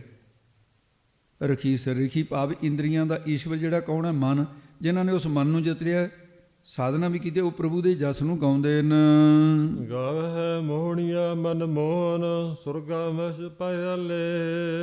ਮੋਹਣੀਆਂ ਕੌਣ? ਇਸਤਰੀਆਂ ਜੋ ਮਨ ਨੂੰ ਮੋਹਨ ਮੋਹਤ ਕਰ ਲੈਣ। ਉਹ ਕੌਣ? ਸਵਰਗ ਦੇ ਵਿੱਚ ਜਿਹੜੀਆਂ ਅਪਛਰਾਂ ਸਵਰਗ ਦੇ ਵਿੱਚ ਰਹਿਣ ਵਾਲੀਆਂ। ਮੱਛ ਮਾਤਲੋਕ ਦੇ ਵਿੱਚ, ਮਾਤਲੋਕ ਤੇ ਮੱਛ ਨਾਮ ਵਿਚਕਾਰ ਦਾ ਹੈ, ਮਾਤਲੋਕ ਹੈ। ਸਵਰਗ ਤੇ ਪਤਾਲ ਦੇ ਵਿਚਕਾਰ ਹੋਣ ਕਰਕੇ ਪਾਇਆਲੇ ਪਤਾਲ ਲੋਕ ਉਹਦੇ 'ਚ ਰਹਿਣ ਵਾਲੀਆਂ ਸਭ ਉਸ ਪ੍ਰਭੂ ਦੇ ਜਸ ਨੂੰ ਗਾਵੇ। ਗਾਉਂਦੀਆਂ ਨੇ ਇਹ ਦੇਵੀਆਂ ਵੀ, ਭਾਵ ਸਵਰਗ ਦੀਆਂ ਰੰਭਾ ਉਰਵਸੀ ਆਦਿ ਅਪਛਰਾਂ, ਮਾਤਲੋਕ ਦੀਆਂ ਚਿਤਰਨੀ ਪਦਮਣੀ ਹਸਤਨੀ ਸੰਖਨੀ ਆਦਿ ਇਸਤਰੀਆਂ, ਪਤਾਲ ਦੇ ਲੋਕ ਨਾਗ ਕੰਨਿਆ, ਇਹ ਸਭ ਉਹਦੇ ਜਸ ਨੂੰ ਗਾਉਂਦੀਆਂ। ਮੋਹਣੀਆਂ ਮੋਹ ਨੂੰ ਹਣੀਆਂ, ਹਣੀ ਨਾਮ ਨਾਸ ਕਰਨ ਦਾ। ਮੋਹ ਨੂੰ ਹਾਂ ਨਾਸ ਕਰਨ ਵਾਲੇ ਕੌਣ? ਸੰਤ ਗੁਰਮੁਖ ਜਨ। ਤੇ ਉਹ ਵੀ ਗਾ ਰਹੇ ਹੈ ਜਿਨ੍ਹਾਂ ਨੇ ਸੁਰਗ ਸੁਰ ਜਮਾ ਗਾ। ਸੁਰ ਦੈਵੀ ਸੰਪਦਾ ਨੂੰ ਗਾ ਗਮਤਾ ਹੈ, ਭਾਵ ਮੱਛ ਦੀ ਨਿਆਈ ਮਨ ਨੂੰ ਨੀਵਾਂ ਕਰਕੇ ਪਿਆਲੇ ਪਤਾਲਵਤ ਨੀਵਾਂ ਕਰ ਲਿਆ। ਉਹ ਗੁਰਮੁਖ ਜਨ ਮਹਾਤਮਾ ਜਨ ਮੋਹਨ ਮਨ ਨੂੰ ਮੋਹਣ ਵਾਲੇ ਪ੍ਰਭੂ ਦਾ ਤੇ ਸਵਰਗ ਲੋਕ ਮਾਤ ਲੋਕ ਪਤਾਲ ਲੋਕ ਵਿੱਚ ਵਿਆਪਕ ਜਾਣ ਕੇ ਗਾਵੇ ਗਾਉਂਦੇ ਨੇ। ਉਹ ਵੀ ਸਵਰਗ ਲੋਕ ਮਾਤ ਲੋਕ ਪਤਾਲ ਲੋਕ ਸਾਰੇ ਜੀਵ ਤੈਨੂੰ ਗਾਉਂਦੇ ਨੇ। ਮੋਹਣੀਆਂ ਸੁੰਦਰ ਗੋਪੀਆਂ ਮੋਹਨ ਮਨ ਨੂੰ ਮੋਹਣ ਵਾਲੇ ਭਗਵਾਨ ਕ੍ਰਿਸ਼ਨ ਜੀ ਉਹ ਵੀ ਤੈਨੂੰ ਗਾਏ। ਸੁਰਗਾ ਸਵਰਗ ਮੱਛ ਮਾਤ ਲੋਕ ਪਿਆਦ ਪਤਾਲ ਲੋਕ ਇਹਨਾਂ ਦੇ ਮਾਲਕ ਜਾਣ ਕੇ ਗਾਵੇ ਗਾਉਂਦੇ ਨੇ। ਇਸ ਕਰਕੇ ਹੇ ਮਨ ਮੋਹਨ ਮਨ ਨੂੰ ਮੋਹ ਲੈਣ ਵਾਲੇ ਵਾਹਿਗੁਰੂ ਮੋਹਣੀਆਂ ਮੋਹਨ ਅਵਤਾਰੀ ਮੋਹਣੀ ਅਵਤਾਰ ਧਾਰਨ ਕਰਕੇ ਉਹ ਵੀ ਤਾਂ ਤੇਰੇ ਜਸ ਨੂੰ ਗਾਉਂਦਾ ਹੈ। ਸਵਰਗ ਮੱਛ ਮਾਤ ਲੋਕ ਪਿਆ ਲੋਕ ਸਾਰੇ ਇਹ ਮਾਲਕ ਜਾਣ ਕੇ ਤੈਨੂੰ ਗਾਵੇ ਗਾਉਂਦੇ ਹਨ ਕਿ ਸਾਰੇ ਥਾਵਾਂ ਦਾ ਮਾਲਕ ਤੂੰ ਹੀ ਹੈ। ਗਾਵਨ ਰਤਨ ਉਪਾਏ ਤੇਰੇ 68 ਤੀਰਥ ਨਾਲੇ। ਹੇ ਪ੍ਰਭੂ ਜੀ ਤੇਰੇ ਉਪਾਏ ਪੈਦਾ ਕੀਤੇ ਹੋਏ ਰਤਨ ਤੇ 68 ਤੀਰਥ ਨਾਲੇ ਸਮੇਤ ਆਪ ਜੀ ਨੂੰ ਗਾਵਨ ਗਾ ਰਹੇ ਨੇ। ਰਤ ਜਮਾਨਾ ਰਤਨ ਕਿਹਨੂੰ ਕਹਿੰਦੇ ਨੇ? ਜਿਹਨੂੰ ਦੇਖ ਕੇ ਹੋਰ ਕਿਸੇ ਪਾਸੇ ਰਤ ਪ੍ਰੀਤੀ ਨਾ ਰਹੇ। ਕਹਿੰਦੇ ਇਹ ਰਤਨ ਵੀ ਪਰਮੇਸ਼ਰ ਦੇ ਜਸ ਨੂੰ ਸੁਹੱਪਣ ਰੂਪ ਕਰਕੇ ਸਾਰਿਆਂ ਨੂੰ ਦਿਖਾ ਕੇ ਚਿੱਤ ਨੂੰ ਖਿੱਚ ਰਹੇ ਨੇ। ਨਾਲ ਦੱਸ ਰਹੇ ਨੇ ਆਪਣੇ ਜੌਹਰ ਦਿਖਾ ਕੇ ਕਿ ਸਾਨੂੰ ਕੋਈ ਰਚਣ ਵਾਲਾ ਹੈਗਾ। ਤੇ 14 ਰਤਨ ਮੰਨੇ ਸ੍ਰੀ ਮਨ ਰੰਭਾ ਵਾਰਨੀ ਧਨਕ ਤਨੰਥਰ ਬਾਜ ਬਿਖ ਤੇਨ ਸਸ ਕਲਪਤਰ ਸੰਖ ਅਮੀ ਗਜਰਾਜ। ਇਹ 14 ਰਤਨ ਨਿਕਲੇ ਸੀ ਸਮੁੰਦਰ ਵਿੱਚ।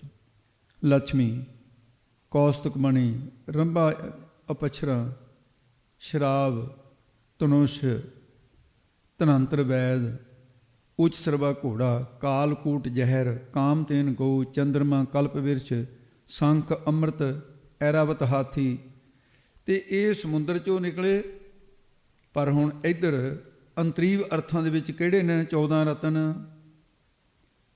ਉਹ ਰਿੜਕ ਕੇ ਕਿਵੇਂ ਕੱਢੇ? ਬੈਰਾਗ ਵਿਵੇਕ ਦੀ ਮਧਾਣੀ ਪਾ ਕੇ ਕਿਵੇਂ ਰਿੜਕਦੇ ਆ, ਕਿਵੇਂ ਕੱਢਦੇ ਆ ਇਹਨਾਂ ਸ਼ੁਭ ਗੁਣਾਂ ਨੂੰ? ਲక్ష్ਮੀ ਦੇ ਥਾਂ ਤੇ ਭਗਤੀ।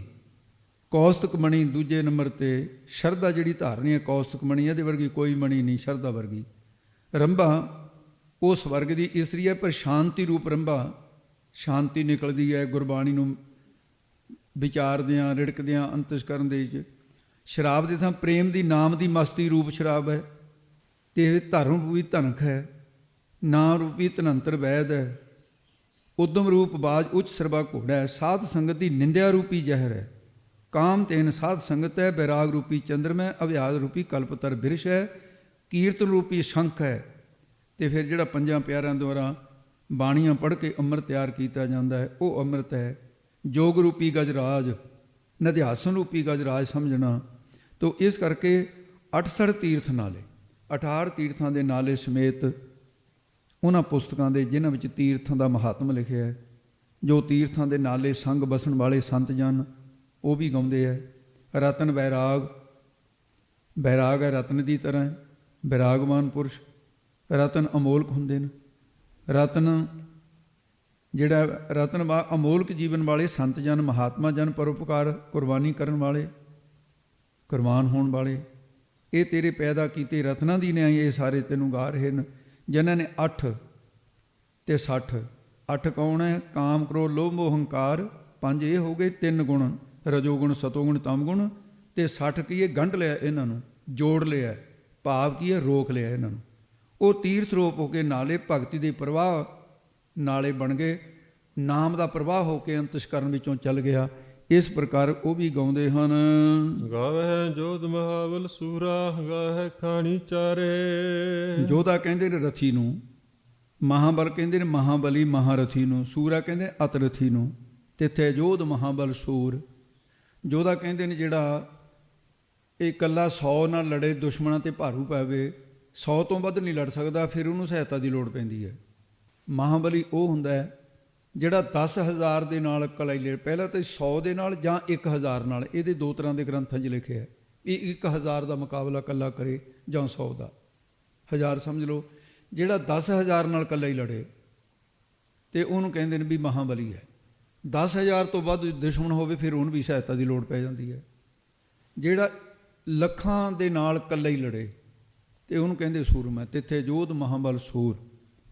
ਤੇ ਇੱਧਰ ਇਹ ਜਿਹੜੇ ਸਾਰੇ ਜੋਧਾ, ਰਥੀ, ਮਹਾਰਥੀ, ਇਹ ਸਾਰੇ ਇਹ ਤੈਨੂੰ ਗਾ ਰਹੇ ਨੇ ਮਹਾਰਾਜ। ਇਹਦੇ ਨਾਲ ਇਹ ਗਾਵੇ ਖਾਣੀ ਚਾਰੇ, ਅੰਡਜ, ਜੇਰ, ਛੇਤਜ, ਉਤਪਜ, ਜੀਵ ਜਿੰਨੇ ਵੀ ਉਹ ਗਾਵੇ ਗਾਉਂਦੇ ਨੇ। ਹੁਣ ਅੰਤਰੀਵ ਦੇ ਜੋਧਾ ਉਹ ਹੈ ਜਿਹੜਾ ਆਪਣੇ ਸਰੀਰ ਨੂੰ ਬਸ ਵਿੱਚ ਰੱਖੇ, ਬਜਰਕ ਰਹਿਤ ਨਾ ਹੋਣ ਵੇ ਸਰੀਰ ਦੁਆਰਾ, ਹੋਵੇ ਤਾਂ ਭਾਈ ਸੁਧਾਈ ਕਰਾਵੇ, ਦਰਗਾਹ ਦਾ ਚੋਰ ਬਣ ਕੇ ਮੂੰਹ ਕਾਲਾ ਕਰਾ ਕੇ ਨਾ ਦਰਗਾਹ ਨੂੰ ਜਾਵੇ। ਮਹਾਬਲੀ ਉਹ ਹੈ ਜਿਸ ਨੇ 10 ਇੰਦਰੀਆਂ ਨੂੰ ਬਸ ਕਰ ਲਿਆ, 10,000 ਦੀ ਨਿਆਈ। ਕਹਿੰਦੇ ਸੂਰਮਾ ਉਹ ਹੈ ਜਿਹੜਾ ਲੱਖਾਂ ਹੀ ਮਨ ਦੇ ਸੰਕਲਪਾਂ ਵਿਕਲਪਾਂ ਨੂੰ ਖਤਮ ਕਰ ਦੇਵੇ ਇਕੱਲਾ ਹੀ ਸ਼ਬਦ ਦੀ ਸਹਾਇਤਾ ਦੇ ਨਾਲ, ਸ਼ਬਦ ਦੇ ਖੰਡੇ ਦੇ ਨਾਲ। ਅੰਤਸ਼ਕਰਨ ਦੇ ਵਿੱਚ ਇਹ ਯੁੱਧ ਚੱਲਦਾ ਰਹਿੰਦਾ ਹੈ, ਮਨ ਦੀਆਂ ਵਾਸ਼ਨਾਵਾਂ ਖਤਮ। ਐਸੇ ਸਤਪੁਰਸ਼ ਮਹਾਤਮਾ ਵੀ ਉਹਦੇ ਜਸ ਨੂੰ ਗਾਉਂਦੇ ਹੈ ਕਿ ਮਹਾਰਾਜ ਮੇਰਾ ਮਨ ਸੰਕਲਪ ਵਿਕਲਪ ਕਰਨ ਤੋਂ ਹਟ ਜਾਵੇ। ਜੋਧਾ ਉਹ ਹੈ ਜਿਹਨੇ ਨਿਸ਼ਕਾਮ ਕਰਮ ਕੀਤੇ। ਮਹਾਬਲੀ ਉਹ ਹੈ ਜਿਹਨੇ ਉਪਾਸਨਾ ਕੀਤੀ। ਸੂਰਵੀਰ ਤਾਂ ਉਹ ਹੈ ਜਿਹਨੇ ਫਿਰ ਬ੍ਰਹਮ ਗਿਆਨ ਹੀ ਪ੍ਰਾਪਤ ਕਰ ਲਿਆ। ਇਹ ਸਾਰੇ ਉਹਨੂੰ ਗਾਉਂਦੇ ਹੈ। ਜੋਧਾ ਉਹ ਹੈ ਜਿਹਨੇ ਸਰਵਣ ਕਰ ਲਿਆ। ਮਹਾਬਲੀ ਤੇ ਉਹ ਹੈ ਜਿਹਨੇ ਅੱਗੇ ਮੰਨਣ ਕਰ ਲਿਆ। ਸੂਰਮਾ ਉਹ ਹੈ ਜਿਹਨੇ ਨਿਧਿਆਸਨ ਵੀ ਕਰ ਲਿਆ। ਇਹ ਵੀ ਉਹਦੇ ਜਸ ਨੂੰ ਗਾਉਂਦੇ ਹੈ। ਜੋਧਾ ਉਹ ਜਿਸ ਨੇ ਤੂੰ ਪਦ ਦਾ ਵਿਚਾਰ ਕਰ ਲਿਆ। ਮਹਾਬਲੀ ਉਹ ਹੈ ਜਿਸ ਨੇ ਤਤ ਪਦ ਦਾ ਵਿਚਾਰ ਕੀਤਾ। ਸੂਰਮਾ ਉਹ ਹੈ ਜਿਹਨੇ ਤਤ ਤੂੰ ਪਦ ਦਾ ਸੰਸ਼ੋਧਨ ਕਰ ਲਿਆ। ਇਹ ਸਾਰੇ ਉਸ ਵਾਹਿਗੁਰੂ ਨੂੰ ਗਾਉਂਦੇ ਹਨ। ਗਾਵਹਿ ਖੰਡ ਮੰਡਲ ਬਰਭੰਡਾ, ਕਰ ਕਰ ਰੱਖੇ ਧਾਰੇ। ਖੰਡ 9 ਖੰਡ ਟੁਕੜੇ ਹੈ ਪ੍ਰਿਥਵੀ ਦੇ, ਉਹਨੂੰ ਖੰਡ ਕਹਿੰਦੇ। ਮੰਡਲ 400 ਕੋਗਾ ਗੋਲਾਕਾਰ ਧਰਤੀ। ਆਪਾਂ ਉੱਚੇ ਕਰਕੇ ਦੇਖੀਏ ਨਾ, 4 ਛਪੇਰੇ ਨੂੰ ਪੂਰਬ, ਪੱਛਮ, ਉੱਤਰ, ਦੱਖਣ, ਐਂ ਲੱਗਦਾ ਵੀ ਆਕਾਸ਼ ਧਰਤੀ ਨੂੰ ਲੱਗਿਆ ਹੋਇਆ।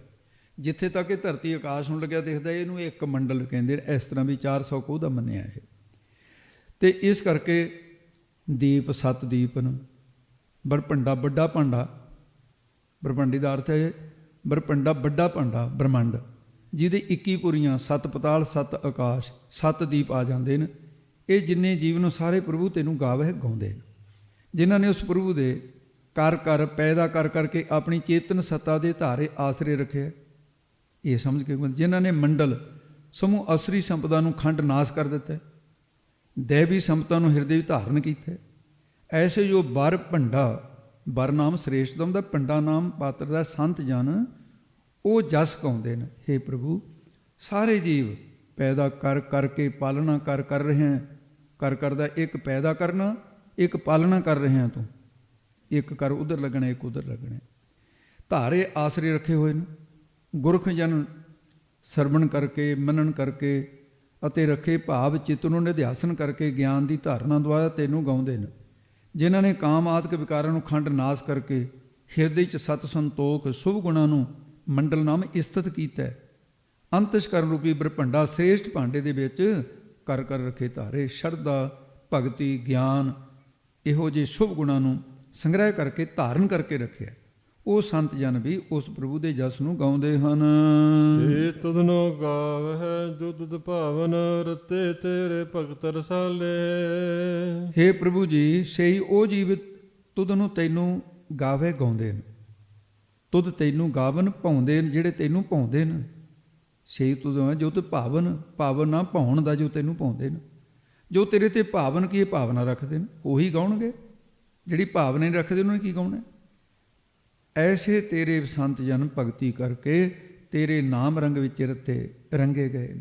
ਰਸਾਲੇ, ਰਸਾਂ ਦਾ ਘਰ, ਨਾਮ ਦੇ ਰਸ ਲੈਣ ਵੇਲੇ ਨਾਮ ਰਸੀਏ ਬਣ ਗਏ, ਨਾਮ ਰਸ ਦੇ ਘਰ ਬਣ ਗਏ।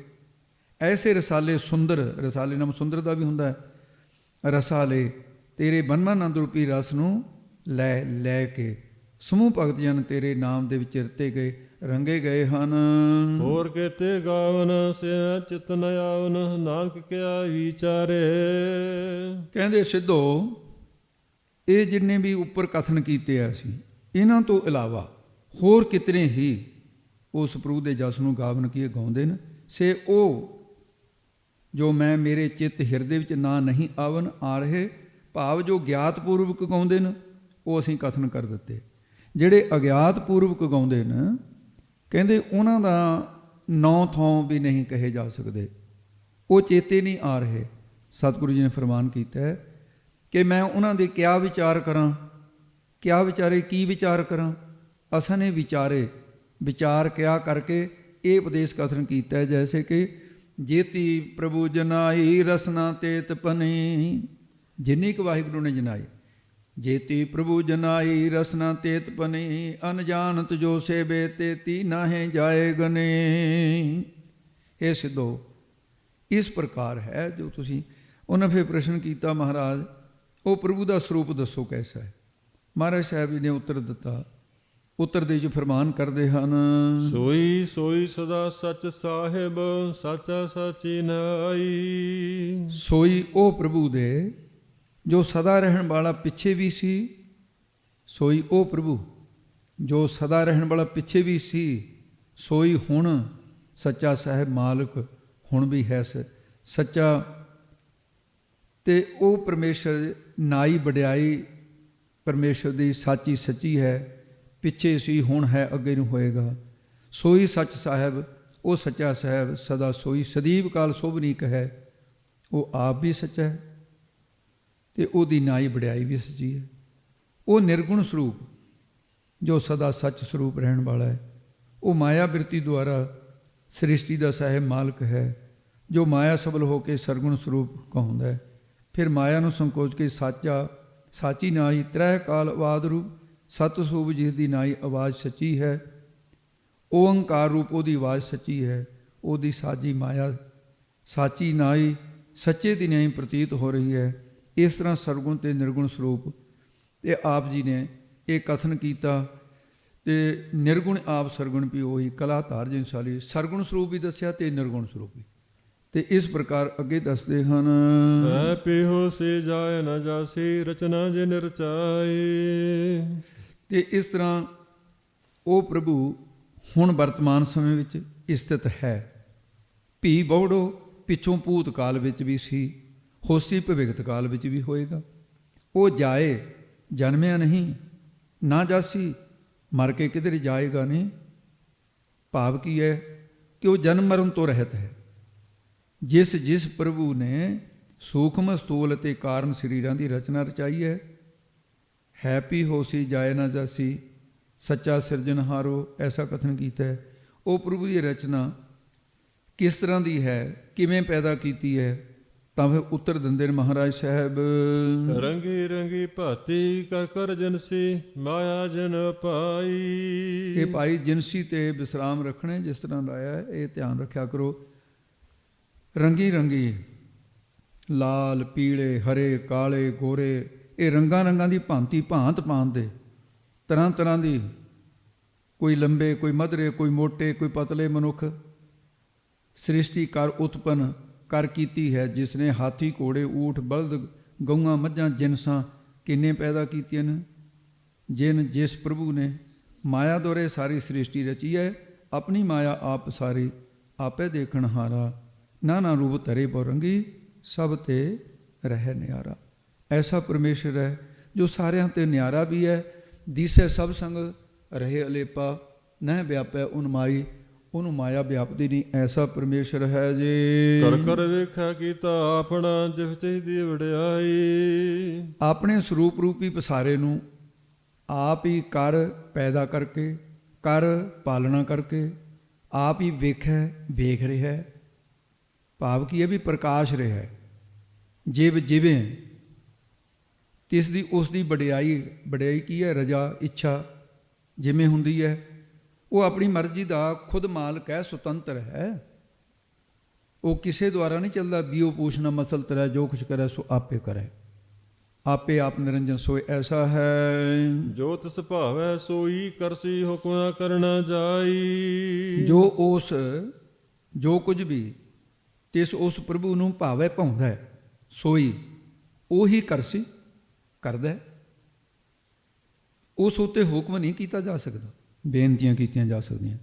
ਉਹਦੇ ਹੁਕਮ ਦੇ ਅੱਗੇ ਕਿਸੇ ਦੀ ਨਾ ਨੁੱਕਰ ਨਹੀਂ ਕੀਤੀ ਜਾ ਸਕਦੀ।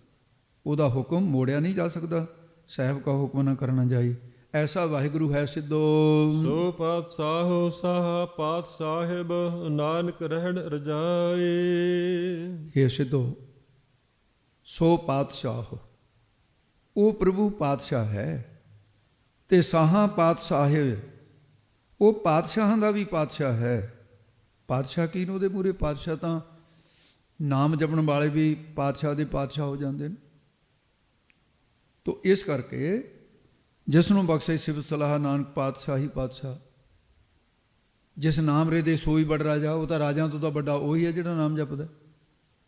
ਤੇ ਜਿਹਦਾ ਨਾਮ ਜਪਦੇ ਨੇ ਉਹ ਪਾਤਸ਼ਾਹਾਂ ਦਾ ਵੀ ਪਾਤਸ਼ਾਹ। ਐਸਾ ਪ੍ਰਭੂ ਕਿਹਾ ਹੀ ਨਹੀਂ ਜਾ ਸਕਦਾ।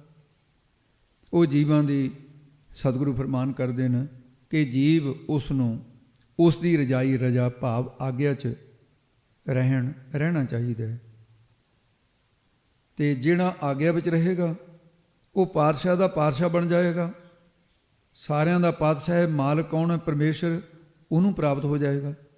ਸਰੂਪ ਰੂਪੀ ਤਖਤ, ਪਾਤ ਨਾਮ ਤਖਤ ਦਾ ਹੈ, ਸਾਹੀ ਨਾਮ ਮਾਲਕ ਦਾ ਹੈ। ਸਰੂਪ ਰੂਪੀ ਤਖਤ ਦੀ ਪਾਤਸ਼ਾਹੀ ਪਾ ਕੇ ਪਾਤਸ਼ਾਹਾਂ ਦਾ ਪਾਤਸ਼ਾਹ ਬਣ ਜਾਂਦਾ ਹੈ। ਐਸਾ ਇਸ ਪੌੜੀ ਦੇ ਅੰਦਰ ਸਿੱਧਾਂ ਨੂੰ ਸਿਧਾਂਤ ਦੱਸਿਆ ਮਹਾਰਾਜ ਨੇ।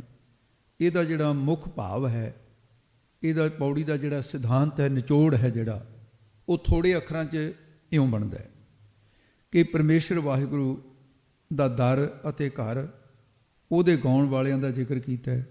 ਉਹਦਾ ਦਰ ਦਰਵਾਜ਼ਾ, ਜਿਹੜਾ ਦਰ ਹੁੰਦਾ ਨਾ, ਦਰ ਦਾ ਮਤਲਬ ਇਹ ਹੈ ਵੀ ਮਕਾਨ ਜਿੰਨਾ ਮਰਜ਼ੀ ਸੁੰਦਰ ਹੋਵੇ, ਚਾਹੇ ਮਹਿਲ ਜਿਹੜਾ ਸੋਨੇ ਦਾ ਬਣਾਇਆ ਹੋਵੇ, ਜੇ ਇਹਨੂੰ ਦਰ ਨਾ ਹੋਵੇ ਤਾਂ ਲੰਘੋਗੇ ਕਿੱਥੇ ਦੀ? ਆ ਗੁਰੂ ਘਰ ਦਾ ਦਰ ਹੈ। ਇਹ ਦਰਵਾਜ਼ੇ ਤੋਂ ਲੰਘ ਕੇ ਆਏ ਆਪਾਂ ਸਾਰੇ। ਪਰਮਾਤਮਾ ਜਿੱਥੇ ਸਥਿਤ ਹੈ, ਜੋ ਉਹਦਾ ਘਰ ਹੈ, ਪਰਮਾਤਮਾ ਦੇ ਘਰ ਦਾ ਦਰਵਾਜ਼ਾ ਕੀ ਹੈ? ਸਤ ਸੰਗਤ। ਉਹਦੇ ਘਰ ਦਾ ਦਰਵਾਜ਼ਾ ਕੀ? ਮੰਨੇ ਪਾਵੇ ਮੋਖ ਦਵਾਰ, ਮੁਕਤੀ ਦਾ ਦਵਾਰ ਗਿਆਨ। ਤੋ ਇਸ ਕਰਕੇ ਉਹ ਪਰਮੇਸ਼ਰ ਦਾ ਦਰ ਸਤ ਸੰਗਤ ਅਤੇ ਘਰ ਵੈਕੁੰਠ ਸੱਚਖੰਡ। ਉੱਥੇ ਜਾਈਦਾ ਸਤ ਸੰਗਤ ਦੁਆਰਾ। ਬਾਦਨ ਬਾਦ ਸਮੱਗਰੀ ਦਾ ਕਥਨ ਕੀਤਾ ਹੈ, ਬਾਜੇ ਵਜਾਉਣ ਵਾਲਿਆਂ ਦਾ ਕਥਨ ਕੀਤਾ ਹੈ। ਅਨੇਕਾਂ ਬਾਜੇ ਨੇ, ਅਨੇਕਾਂ ਵਜਾਉਣ ਵਾਲੇ ਨੇ। ਅੱਗੇ ਉਸਦੇ ਦਰ ਘਰ ਵਿੱਚ ਗਾਉਂਦੇ ਨੇ, ਗਾਉਂਦੇ ਦੱਸੇ ਜਾਂਦੇ ਨੇ। ਉਸ ਨੇ ਈਸ਼ਰ ਸ਼ਿਵ ਜੀ, ਬ੍ਰਹਮਾ ਦੇਵੀ, ਇੰਦਰ ਸਿੱਧ ਸਾਧਕ ਜਤੀ, ਸਾਧ ਮਹਾਂਪੁਰਸ਼ ਸੰਤੋਖੀ, ਵੀਰ ਬਹਾਦਰ ਪੰਡਤ ਰਿਖੀ, ਯੋਧੇ ਮਹਾਬਲੀ, ਸੂਰਮੇ, ਚਾਰੇ ਖਾਣੀਆਂ, ਖੰਡਾਂ ਤੇ ਬ੍ਰਹਮੰਡਾਂ ਦੇ ਜੀਵ ਸਾਰੇ ਗਾਉਂਦੇ ਨੇ। ਅਸਲ ਵਿੱਚ ਤਾਂ ਉਹ ਗਾਉਂਦੇ ਨੇ ਜਿਹੜੇ ਉਸ ਕਰਤੇ ਪਰਮੇਸ਼ਰ ਨੂੰ ਪਾ ਜਾਂਦੇ ਨੇ, ਦੂਏ ਨਹੀਂ ਗਾ ਸਕਦੇ। ਉਸ ਦੀ ਭਾਵਨਾ ਕਰਦੇ ਨੇ। ਉਹ ਭਾਵਨਾ ਵਾਲੇ ਰੰਗ ਪ੍ਰੇਮ ਦੇ ਵਿੱਚ ਰਤੇ ਜਾਂਦੇ ਨੇ ਤੇ ਪਰਮੇਸ਼ਰ ਦੇ ਰੰਗ ਦੇ ਉਸ ਰਸ ਦੇ ਘਰ ਹੀ ਬਣ ਜਾਂਦੇ ਨੇ। ਨਾਮ ਰਸੀਏ ਕਹਿੰਦੇ ਉਹਨਾਂ ਨੂੰ। ਜਿਹੜੇ ਰਸ ਤੋਂ ਹੀਣੇ ਕਿੰਨੇ ਗਾਉਂਦੇ ਨੇ, ਉਹ ਸਾਡੇ ਚਿੱਤ ਨਹੀਂ ਆਉਂਦੇ। ਸਤਿਗੁਰੂ ਕਹਿੰਦੇ, ਕਥਨ ਕਰਦੇ ਨੇ, ਇਹਨਾਂ ਵਿਚਾਰਿਆਂ ਨੂੰ ਚੇਤੇ ਕਰਕੇ ਲੈਣਾ ਵੀ ਕੀ ਹੈ ਫਿਰ? ਉਹ ਜਿਹੜੇ ਰਸ ਦੇ ਵਿੱਚ ਇਹ ਨਹੀਂ ਗਾਉਂਦੇ। ਸੋ ਉਹ ਪਰਮੇਸ਼ਰ ਦਾ ਸਦਾ ਹੀ ਸੱਚਾ, ਉਹ ਪਰਮੇਸ਼ਰ ਸਦਾ ਹੀ ਸੱਚਾ ਮਾਲਕ ਹੈ। ਸੱਚੇ ਦੀ ਸੱਚੀ ਮਹਿਮਾ ਹੈ।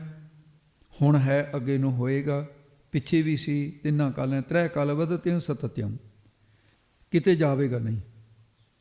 ਜਾਇਸੀ ਰਸਨਾ ਰਜਨਾ ਜਾਏ ਨਾ ਆਪ ਨਹੀਂ ਜਾਏਗਾ, ਜਾਸੀ ਕੌਣ ਰਚਨਾ ਉਹਦੀ ਚਲੀ ਜਾਏਗੀ, ਆਪ ਨਹੀਂ ਜਾਏਗਾ। ਰੰਗਾਂ ਰੰਗਾਂ ਦੀ ਤਰ੍ਹਾਂ ਤਰ੍ਹਾਂ ਦੀ ਰਚਨਾ ਰਚੀ ਹੈ, ਜਿਨ੍ਹਾਂ ਨੇ ਰਚੀਆਂ ਤੇ ਮਤ ਸਮਝੋ ਕੋਈ ਸਭ ਕੁਝ ਮਾਇਆ ਨੇ ਪੈਦਾ ਕੀਤਾ, ਤੇ ਬ੍ਰਹਮ ਦੀ ਸੱਤਾ ਤੋਂ ਬਿਨਾਂ ਮਾਇਆ ਕੁਝ ਵੀ ਨਹੀਂ ਕਰ ਸਕਦੀ। ਕੁਦਰਤ ਨਹੀਂ ਹੈ, ਕੁਦਰਤ ਤਾਂ ਉਹਦੇ ਕਾਦਰ ਦੇ ਹੱਥ ਵਿੱਚ ਹੈ। ਕੁਦਰਤ ਆਪਣੇ ਆਪ 'ਚ ਕੁਝ ਵੀ ਨਹੀਂ ਹੈ, ਕਰਤੇ ਦੇ ਪੁੱਤ ਤੋਂ ਬਿਨਾਂ, ਉਹਦੀ ਸੱਤਾ ਤੋਂ ਬਿਨਾਂ। ਉਹ ਪਰਮੇਸ਼ਰ ਆਪਣੇ ਕੀਤੇ ਨੂੰ ਆਪ ਹੀ ਵੇਖਦਾ ਹੈ, ਜਿਵੇਂ ਉਹਦੀ ਰਜਾ ਹੈ, ਜਿਵੇਂ ਉਹਨੂੰ ਪਾਉਂਦਾ ਉਹ ਕਰਦਾ ਹੈ। ਉਸ ਉੱਤੇ ਕਿਸੇ ਪ੍ਰਕਾਰ ਦਾ ਹੁਕਮ ਨਹੀਂ ਚੱਲਦਾ, ਉਹਦਾ ਕੋਈ ਰਾਏ ਆਦਿਕ ਦਿੱਤੀ ਜਾ ਨਹੀਂ ਸਕਦੀ। ਇਸ ਤਰ੍ਹਾਂ ਉਹ ਕਿਸੇ ਪ੍ਰਕਾਰ ਦਾ ਹੁਕਮ ਉਹਦੇ ਉੱਤੇ ਕੀਤਾ ਨਹੀਂ ਜਾ ਸਕਦਾ, ਪਰ ਉਹਦੀ ਰਜਾ ਵਿੱਚ ਜਿਹੜੇ ਚੱਲਣ ਉਹਦਾ ਸਰੂਪ ਬਣ ਜਾਂਦੇ ਨੇ। ਇਹ 27ਵੀਂ ਪੌੜੀ ਦੇ 441 ਅੱਖਰ ਸੀ, ਜਿਨ੍ਹਾਂ ਵਿੱਚ ਇਹ ਬ੍ਰਹਮ ਗਿਆਨ ਕਥਨ ਕੀਤਾ ਹੈ। ਸੋ ਆਓ ਹੁਣ ਇੱਥੇ ਸਮਾਪਤੀ ਹੈ। ਸਤਿਗੁਰੂ ਕਿਰਪਾ ਕਰਨਾ, ਭੁੱਲਾਂ ਚੁੱਕਾਂ ਦੀ ਖਿਮਾ ਬਖਸ਼ਣ। ਜੋ ਤਿਸ ਭਾਵੈ ਸੋਈ ਕਰਸੇ, ਹੁਕਮ ਨ ਕਰਨਾ ਜਾਈ। ਸੋ ਪਾਤਸ਼ਾਹੋ ਸਾਹ ਪਾਤ ਸਾਹਿਬ, ਨਾਨਕ ਰਹਿਣ ਰਜਾਈ। ਵਾਹਿਗੁਰੂ ਜੀ ਕਾ ਖਾਲਸਾ, ਵਾਹਿਗੁਰੂ ਜੀ ਕੀ ਫਤਿਹ।